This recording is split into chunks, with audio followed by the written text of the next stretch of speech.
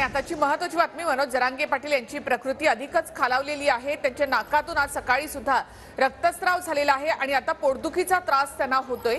डॉक्टरांची टीम त्यांची तपासणी करण्यासाठी या ठिकाणी आलेली आहे, मात्र उपचार घेण्यास आणि पाणी पिण्यासही जरांगे पाटील यांनी नकार दिलेला आहे। नारायणगडाच्या महाराजांनी सुद्धा जरांगेंना पाणी घेण्याची विनंती या ठिकाणी केली आहे, मात्र वैद्यकीय उपचारास देखील जरांगे यांनी नकार दिलेला आहे। तर मनोज जरांगे पाटील यांची प्रकृती अधिकच खालावलेली आहे। आज सकाळी नाकातून त्यांच्या रक्तस्राव झालेला आहे, पोटदुखी होते।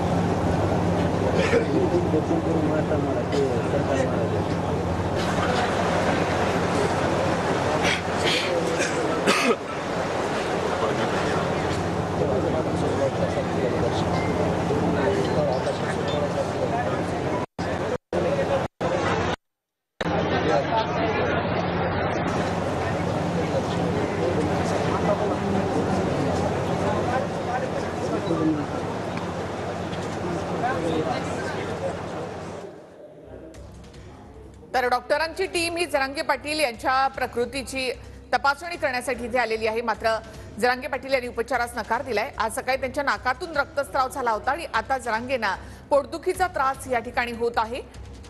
नारायणगडाचे शिवाजी महाराज या ठिकाणी आलेले आहेत आणि त्यांनी सुद्धा जरांगेंना पाणी घेण्याची विनंती केली आहे, मात्र जरांगेंनी पाणी घेण्यास आणि उपचार घेण्याचाही नकार दिलाय।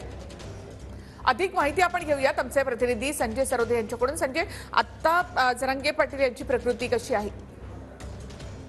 नक्कीच जरांगे पाटील यांचा उपोषणाचा 5वा दिवस आहे आणि या 5 दिवसात त्यांनी अन्न, औषध आणि पाणी घेतले नाही, त्याच्यामुळे त्यांच्या तब्येतीवर विपरीत परिणाम होतो। त्यांची तब्येत खालावली आहे।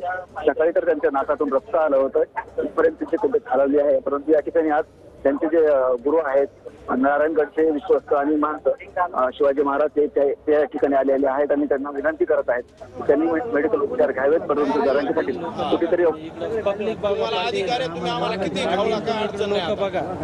लोक बघा इकडे सगळं आम्हाला किती खावळा त्याचं काय नाही आता सलान काय मारा काय अडचण मारायला काय लोक प्रेमापोटी चालले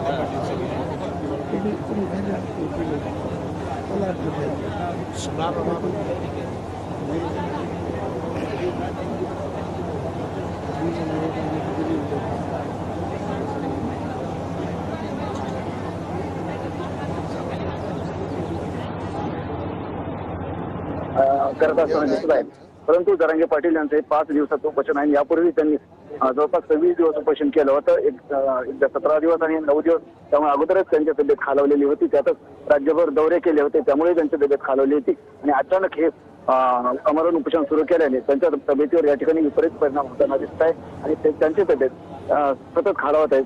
सारखे 3 दिवस जरांगे पाटील एका ठिकाणी झोपून आहेत आणि ते कुणाशी माध्यमांशी बोलले नाहीत। परंतु काल ज्यावेळेस मराठवाड्याचे महसूल आयुक्त हार्दर साहेब आणि जालना जिल्हाधिकारी या ठिकाणी आले होते, त्यांच्यासोबत चर्चा केली होती। परंतु त्यावेळी त्यांना सांगितलं की आमची जी मागणी आहे की ज्या नोंदी सापडल्या आहेत त्या नोंदीच्या आधारे सगळ्या शहरांना जो अध्यादेश काढलेला आरक्षणाचा त्या अध्यादेशाची अंमलबजावणी करावी अशी मागणी जरांगे पाटील यांची आतापर्यंत आहे आणि ती कायम आहे।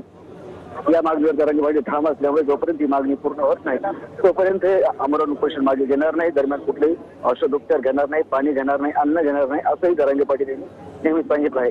विशेष करून आपण बघितलं पाहिजे की जरांगे पाटील हे यावेळेस कठोर उपोषण करताना दिसत काही सुरुवातीला ज्यावेळेस त्यांचे 2-3 उपोषण झाले त्यावेळेस त्यांनी अगोदर पाणी घ्यायचे, औषध घ्यायचे, पण यावेळेस सुरुवातीपासूनच त्यांनी अन्न, पाणी आणि औषधाचा त्याग केला होता, त्याच्यामुळे त्यांच्या तब्येतीवर हा परिणाम झालेला दिसतो। नक्की संजय, आणि आपण इथे पाहतो की आज सकाळी जरांगे यांच्या नाकातून रक्तस्राव होत होता आणि आता जरांगेंना असह्य पोटदुखीचा त्रास या ठिकाणी होतोय। डॉक्टरांची टीम या ठिकाणी आलेली आहे, लाईव्ह दृश्य आपण या ठिकाणी पाहतोय अंतरवाली सराटीमधून। डॉक्टरांची टीम आता या ठिकाणी जरांगे पाटील यांची तपासणी करते, मात्र कोणताही उपचार घेण्यास जरांगे पाटील यांनी नकार दिलाय। त्यांच्या उपोषणाचा आजचा 5वा दिवस आहे।